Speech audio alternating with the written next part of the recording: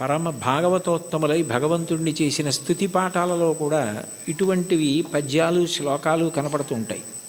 ఈ కీర్తనకి సంబంధించినంత వరకు ఎదురుగుండా ఉన్నటువంటి వెంకటేశ్వరుణ్ణి, తిరుమలలో విరాజమానుడైన వెంకటేశ్వర స్వామి వారి ఎదుట నిలబడి, అది కేవలం ప్రతిమ అన్న భావన కాకుండా ఆయన వెంకటేశ్వరుడే, ఆయన సాక్షాత్తు శ్రీమన్నారాయణుడే అన్న భావనతో అన్నమాచార్యుల వారు మాట్లాడుతున్నటువంటి కీర్తన. అంటే యద్భావం తద్భవతి. అసలు ముందు మనం ఆరాధన చేసే మూర్తి అది విగ్రహం కాదు, అది పరమాత్మ అన్న భావన మనకుంటే పరమాత్మగానే ప్రతిస్పందిస్తాడు. వెంకటేశ్వరుణ్ణి దర్శించినటువంటి అన్నమాచార్యుల వారు ఆయన సాక్షాత్ శ్రీ మహావిష్ణువే అన్న ఉద్దేశ్యంతో ఆయనతో మాట్లాడుతున్న కీర్తన. అందుకే నేను నువ్వు నన్ను చూచి నువ్వు అన్న మాటలతో ఆయనతో మాట్లాడుతున్న సంబోధనతో ప్రారంభమైంది. అందులో అంటారు, నన్ను చూచి హరి నువ్వు నవ్వకుండేవా. నన్ను చూసి నువ్వు నవ్వకుండా ఉండలేవు, నాకు అర్థమైంది. అయితే నవ్వడం అనేటటువంటి మాటలో పరిహాసం చేయడం ఒక ఎత్తు. అంటే నువ్వు చేసేది తప్పు, నువ్వు చేసేది సరైన పని కాదు, అయోగ్యమైనది, అనౌచిత్యమైనది అన్నప్పుడు పరిహాసాస్పదంగా ఆయన నవ్వడం వేరు. వెంకటేశ్వరుడి నవ్వు శుచిస్మిత. రామాయణంలో అంటారే, తృణమంతరత కృత్వా ప్రత్యువాచ శుచిస్మిత అంటారు. ఒక కన్నతల్లి పసిబిడ్డడి యొక్క అమాయకత్వానికి ఎంత శుద్ధమైన నవ్వు నవ్వుతుందో, ఎంత పవిత్రమైన నవ్వు నవ్వుతుందో, భగవంతుని యొక్క నవ్వు అంత పవిత్రంగా ఉంటుంది మనం చేసే అమాయకపు పనులు చూసి. తల్లి ఏదో వేడిగా ఉన్నటువంటి పాయస పాత్ర అక్కడ ఉంటే పిల్లవాడు వెళ్ళి నేను తినేస్తానని పాయస పాత్రలో చెయ్యి పెట్టబోతే, నువ్వు తినలేవురా, అది చాలా వేడిగా ఉంది, నేను చల్లారి పెట్టి పెడతానని చెప్పి ఎంతో ప్రేమగా నవ్వి వాడిని దూరంగా పెట్టి ఉప్పుని ఊది చిన్న చిన్న ముద్దలు వాడి నోట్లో ఎంత ప్రేమతో తినిపిస్తుందో అంత ప్రేమతో నవ్వుతాట భగవంతుడు. అందుకని భగవంతుని యొక్క నవ్వు శుచిస్మిత, మందహాసం, చిన్న నవ్వు నవ్వుతాడు అని. అందుకని మూకశంకర్లు మందస్మిత శతకం చేశారు. 100 శ్లోకములు ఆయన నవ్వు మీద చేశారు, అమ్మవారి నవ్వు మీద. అటువంటి భగవంతుడు దేనికి నవ్వుతున్నాడు అన్నమాచార్యుల వారిని చూసి అంటే, ఆయన నేను ఈ మార్గం పట్టుకున్నాను కాబట్టి నేను తరిస్తాను అని అనుకుంటున్న వాళ్ళని చూసి నవ్వుతాట. ఎందుకని అంటే, ఏ మార్గం మీరు పట్టుకున్నా అది ఎక్కడ వరకు తీసుకెళ్ళగలదు అంటే భగవంతుడు ఉన్న చోటుకి తీసుకెళ్ళగలదు, భగవద్ దర్శనం చేయించలేదు. మీకు అదేదో నేను గొప్ప కోసం చెప్పట్లేదు, ఉదాహరణ మీకు బాగా పట్టుకోవడానికి చెప్తున్నాను. మీకు నన్ను చూడాలి అని అనిపించింది అనుకోండి, ఆయన ఎక్కడ ఉంటారండి అని అడుగుతారు. ఏదో పలానా చోట ఉంటారండి అని చెప్పారనుకోండి, మీరు అక్కడికి రాగలరు. కానీ తలుపు తీసి మా అబ్బాయి ఇవాళ ఆయన ఎవరిని చూడాలనుకోవట్లేదండి, ఆయన ఏదో చదువుకుంటున్నారు, నేను ఎవరిని చూడనని చెప్పారు అన్నారనుకోండి, మీరు చూడగలరా నన్ను? సాధ్యం కాదు. కానీ ఎవర్రా అని నేను అడిగాను అనుకోండి, వాడు వచ్చి నాకు ఏదో చెప్పాడు అనుకోండి, సరే ఉండు 5 నిమిషాలు చూసి వస్తాను అని నేను వచ్చాను అనుకోండి, నేను మిమ్మల్ని చూడాలని వస్తే మీరు నన్ను చూడగలరు తప్ప, మీరు చూడాలని వస్తే నా చేత మీరు చూడబడలేరు, మీరు నన్ను చూడలేరు. మీరు నన్ను చూడడం మీ చేతిలో లేదు, నా చేతిలో ఉంది. ఇంత చిన్న విషయమే అలా ఉంటే భగవద్ దర్శనం, భగవద్ అనుభవం మనం పట్టుకున్న మార్గం వల్ల ఫలితంగా వస్తుంది. అదేనా కర్మ అయితే ఈ కర్మ చేస్తే ఈ ఫలితం వస్తుంది అని చెప్పచ్చు. అబ్బాయి నువ్వు ఈ పొలాన్ని దున్నవయ్యా, విత్తనాలు వెయ్యి, ఇలా నీరు పెట్టు, మొక్కలు వస్తాయి అని చెప్పచ్చు. భగవన్మార్గంలో నువ్వు ఈ మార్గాన్ని పట్టుకుంటే నీకు తప్పకుండా భగవద్ దర్శనం అయిపోతుంది, మోక్షం పొందగలవు అనుకుంటే అందులో ఎప్పుడూ 2 అంగుళాలు తక్కువ వస్తుంది. నేను చేస్తున్నాను కర్తృత్వం, దాని చేత ఈ ఫలితం వస్తుంది ఒక ఆశ. ఈ 2 మనసులో ఉండి పాటించిన ఏ పద్ధతి కూడా భగవంతుణ్ణి పూర్తిగా చేరనివ్వదు. అదే భాగవతంలో ఉలూకల బంధనం. యశోద ఎంత ప్రయత్నించి కృష్ణుడి బొజ్జ కట్టేద్దామని తజ్జనని లోగిటంగల రజ్జు పరంపరల తేవంగా ఆ బొజ్జ తిరిగి రాదయ్యే జగజ్జాలములున్న బొజ్జ కట్టందరమే. ఎన్ని తాళ్ళొచ్చి ముళ్ళేసి చుట్టూ తిప్పినా 2 అంగుళాలు తక్కువ వస్తూనే ఉంది.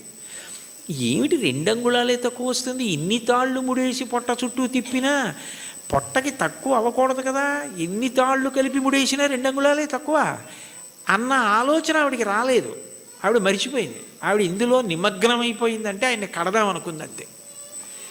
అప్పుడు ఆయన కట్టబడ్డాడు. మీరు జాగ్రత్తగా తెలుసుకోవాలి, ఆవిడ కట్టలేదు. అందుకే వడల చెమటలగయ నొత్తరీయముజార తురుముకున్న విరులు జారిరాల కట్టరాని తనను కట్టెదనని చింత కట్టుకున్న తల్లి కరుణ చూచి. చిక్కడు సిరికౌగిటిలో చిక్కడు సనకాది యోగి చిత్తాబ్జములన్ చిక్కడు శృతిలతి కావళి చిక్కెనతడు లీల తల్లి చేతన్ రోలన్. ఆయన వేదమంత్రాలకి దొరకడు, ఆయన లక్ష్మీదేవి కౌగిటికి దొరకడు, ఆయన సనకసనందనాథుల మనస్సులో ఎందు దొరకడు. కానీ ఆయన దొరికిపోయాడు యశోదకి. ఎందుకు దొరికిపోయాడు అంటే ఆమె ఎందుకు చేస్తోందన్నది ఆమె మరిచిపోయి ఆయన ఆయనని కట్టడం అన్న దాంట్లో 2 అంగుళాలు తక్కువ వచ్చాయన్నది ఆవిడ మరిచిపోయినప్పుడు కట్టబడ్డాడు.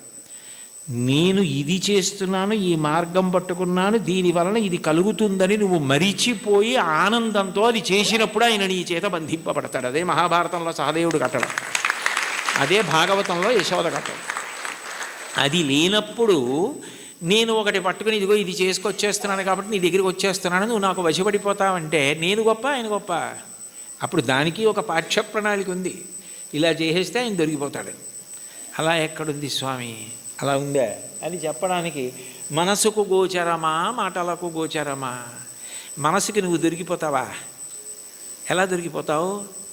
పటకార అంటారు లోకంలో. పటకార అంటే కింద మరుగుపాల గిన్నె ఉంటుంది, పైన నా చేత్తో పట్టుకుంటే పటకార ఏం చేస్తుంది? మరుగుపాల గిన్నెని పట్టుకుంటుంది. నేను గట్టిగా పట్టుకుని పక్కన దింపేస్తాను మరుగుపాల గిన్నెని. ఆ మరుగుపాల గిన్నెని పట్టుకున్న పటకార నేనే పట్టుకుంటున్నాను మరుగుపాలని అనుకుంది అనుకోండి, నేను పైన పట్టుకోవడం మనిషాను అనుకోండి, పట్టుకోగలదా? నేను పట్టుకుంటుంది కాబట్టి దాని పేరు పటకారని పేరు. ఈశ్వరుడి యొక్క చైతన్యము పడితే మనసు పనిచేస్తుంది. అసలు ఈశ్వర చైతన్యం పడకుండా మనసు ఎలా పనిచేస్తుంది? సంకల్ప వికల్పములు ఎక్కడి నుంచి వస్తాయి? నానాఛిద్రఘటోదర స్థిత మహాదీప ప్రభాభాస్వరం జ్ఞానం యస్యతు చక్షురాదికరణ ద్వారా బహిస్పందతే జానామీతి తమైవ భాంతమనుభాచ్యే తత్సమస్తం జగత్ తస్మై శ్రీ గురుమూర్తయే నమ ఇదం శ్రీ దక్షిణామూర్తయే అంటారు దక్షిణామూర్తి అష్టకంలో.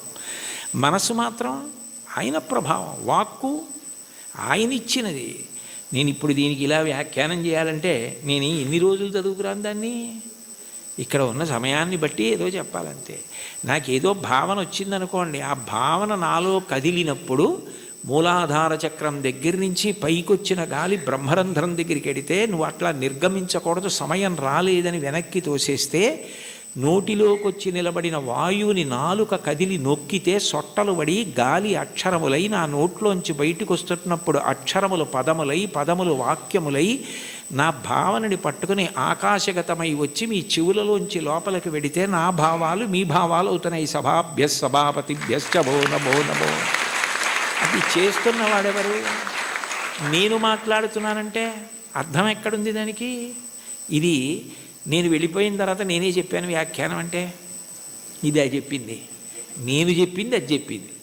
ఇది నాకు మైకు, నేను ఆయనకి మైకు. లోపల నుండి ఆయన చెప్తే నేను మైకు తప్ప నేను చెప్పడం ఏంటి? అది తెలిసిన వాళ్ళు నేనన్న మాట అనలేదు. పలికెడిది భాగవతమట, పలికించు విభుండు రామభద్రుండట. నే పలికిన భవహరమవునట, పలికెద వీరుండుగాథ పలుకగనేలా. నా స్వాతంత్రం ఎందుకు? ఆయన ఏది పలికిస్తే అది పలుకుతాడు తప్ప నేనన్నది ఏం లేదన్నారు పోతన గారు. ఏమిటి అంత భాగవతాన్ని ఆంధ్రీకరించిన మహానుభావుడు. కాబట్టి దీనికి ఇది మార్గం అన్నది ఎక్కడుంది అసలు? ఈ మాటల చేత ఆయన వశపడిపోతాడు. నేను ఇన్ని ప్రవచనాలు చేశాను కాబట్టి నేను ఖచ్చితంగా భగవంతుణ్ణి చేరిపోతాను అని ఎట్లా చెప్తావు? ఆయన అనుగ్రహం నీ చేత మాట్లాడించింది.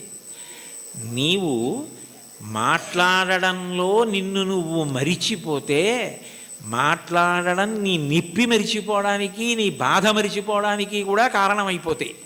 నిజంగా నీకు ఏదో నొప్పిగా ఉంది, అయినా మాట్లాడడంలో నువ్వు ఆ నొప్పి మరిచిపోతున్నావు అంటే అన్నీ మరిచిపోవడానికి నీకున్నది సాధనం అయిపోతాయి. అప్పుడు ఈశ్వరుడు వశపడతాడు తప్ప ఇది నాకు మార్గము, దీనికి ఇది ప్రయోజనము అని అనుకున్నంతకాలం నువ్వు వశపడతావా స్వామి? అంత అమాయకుడివా? అది సాధ్యమా? అంటే ఆ మైమరుపు రావాలి. అందుకే మీరు చూడండి, తన్మయుడైపోయాడండి అంటారు. తన్మయుడైపోయాడండి అన్న మాటకు అర్థం ఏమిటి? తత్ యందు మయమైపోయాడు.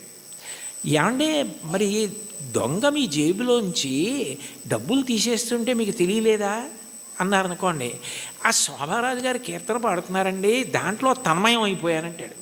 అంటే మనసంతా ఆవిడ కీర్తన యందు మగ్నం అయిపోయింది. దొంగ జేబులో చేయి పెట్టడం కానీ డబ్బులు తీయడం కానీ తెలియలేదు. చర్మానికి స్పర్శ ఉండదా? ఉంది. కానీ ఎందుకు తెలుసుకోలేకపోయింది? అంటే మనసు పాట యందు తన్మయం అయిపోయింది. అలా నువ్వు ఏది చేస్తున్నావో దాని ద్వారా నువ్వు తన్మయం అయిపోతే అప్పుడు ఈశ్వరుడు వశపడతాడు. తప్ప ఇది నేను ఇంత బాగా చేస్తున్నానని నువ్వు నీకు పొగుడుకోవడం అలవాటైపోతే, ఇది నేనే చేస్తున్నాను అనుకుంటే నువ్వు బాగా చేసుకుంటున్నావు కదరా, చేసుకో అంటాడు.